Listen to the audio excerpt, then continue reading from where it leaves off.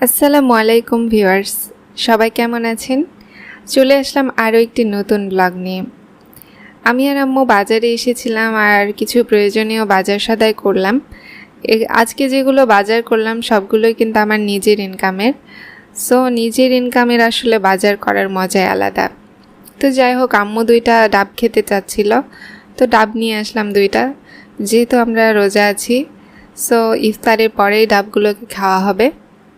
একটা ডাবে আসলে ফোঁটা দেখা যাচ্ছে, এখন ডাবটাতে পানি আছে কিনা আমি জানি না। আর এই যে চিনি গুঁড়া চাল নিয়েছি। অনেক মুরগি দেখে দেখে এই 2টা পছন্দ হলো, তারপরে নিলাম এই 2 মুরগিগুলো বেশ ভালোই লাগছে আমার কাছে। আর এখন আসলে জবাই করে কাটাছিলা করার পরেই বোঝা যাবে যে কত দূর কি ভালো হবে। তো এই যে আমি আমার ছোট ভাই, আম্মু মুরগি 2টাকে নিয়ে বাসার পিছন পাশে চলে আসলাম, মানে আমাদের বাগানে। মুরগির পা বেঁধে দিয়েছিল, সো মুরগিগুলো অনেক কষ্ট পেয়েছে। একটা মুরগিকে বেঁধে রাখতে চাচ্ছিল, তো আমি আমার হাতে নিয়ে নিলাম, আর আরেকটা মুরগি আম্মু আর আমার ভাই মিলে জবাই করবে। আসলে আজকে একটু রোজা আছে, এই জন্য পেরেশানিটা বেশি।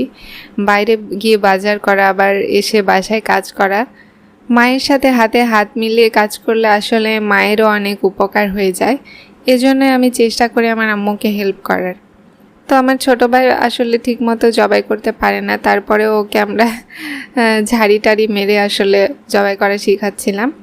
তো এই যে মুরগিগুলো আমাদের কাটা হয়ে গেল। ভিউয়ার্স, আমরা মুরগিগুলো বাসায় বাজবো এই জন্য নিয়ে এসেছিলাম গোটা গোটা। সো এই যে গরম পানিতে ডুবিয়ে রাখলাম একটু, 3-4 মিনিট ডুবিয়ে রাখলে আসলে খুব সুন্দর করে মুরগিগুলো পরিষ্কার করা যায়। এভাবে ডুবিয়ে এখন ফোড়াগুলোকে আমরা তুলে নিলাম। আর এখন এই যে আমি অনেকগুলো পাতা জমা করে এনে দিলাম আম্মুকে ছাদের ওপরে। পাতাগুলোতে আগুন ধরিয়ে আসলে মুরগিগুলো আমরা পোড়াবো, এই জন্য পাতায় আগুন জ্বালানো। ছাদের উপরে একটু বাতাস হচ্ছিল, তাই একটু সমস্যা হচ্ছিল আগুন জ্বালাতে, বাট আমার আম্মু তো অনেক এক্সপার্ট, সো এখানেও সমস্যা হলো না। খুব সহজেই আমাদের কিন্তু আগুনটা ধরে যাবে কিছুক্ষণের মধ্যে। ধোঁয়া হচ্ছে মানে আগুন ধরবে, বুঝতে পারছি। ছাদের ওপরে কিন্তু ভীষণ বাতাস, রোদ যেমন গরমও সেরকম। এখন মুরগিগুলো এভাবে পুড়িয়ে নিলে আসলে ভালো হয়। দেশি মুরগি, সোনালি মুরগিগুলো আমরা এভাবে পোড়াই। সো ফাইনালি ভিউয়ার্স, আমাদের কিন্তু আগুন ধরে গেছে। আর এই যে আমাদের মুরগিগুলো পরিষ্কার করার পরের লুক। মুরগিতে যাই হোক, মাংস মোটামুটি টাইপের আছে, ভালোই যতটুকু আছে আলহামদুলিল্লাহ। এভাবে মুরগি পোড়ানোর একটা সুবিধা আছে, কারণ মুরগিতে যত ঘুঁটি থাকে সেই ঘুঁটি বা ফোড়াগুলো খুব সহজে বাছা যায়। এই জন্য মুরগিগুলোকে একটু তাপ বা আগুন দিলে খুব সুন্দরভাবে উঠে যায়। আর মুরগির গায়ে যে পানিগুলো থাকে, পানিগুলোও কিন্তু শুকিয়ে যায় আগুনের এই তাপটা দিলে। খুব ভীষণ তাপ হচ্ছে, মানে খুব কড়া একটা তাপ।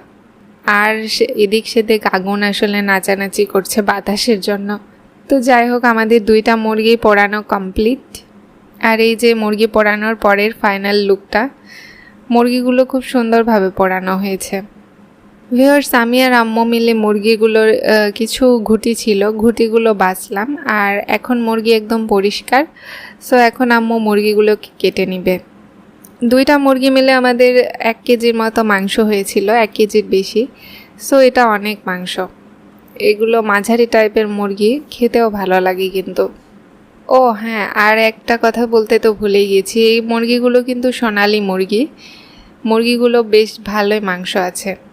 নিজের ইনকামে যতটুকুই পারলাম আম্মুকে বাজার করে দিলাম। খুব ভালো লাগছে আজকে। নিজে আসলে কামাই করে নিজে খরচ করার মজাটা আলাদা। আমার মনে হয় প্রত্যেকের একটু না একটু হলেও নিজে ইনকাম করা উচিত, নিজে স্বাবলম্বী হওয়া উচিত। মেয়েদের ক্ষেত্রে মাস্ট, মেয়েদেরকে স্বাবলম্বী হতেই হবে। কিছু হলেও, টুকিটাকি হলেও নিজেরা কামাই করো, নিজের পায়ে দাঁড়াও, এতটুকুই বলবো। তো এই যে আমাদের মুরগিগুলো কিন্তু ভীষণ ফ্রেশ।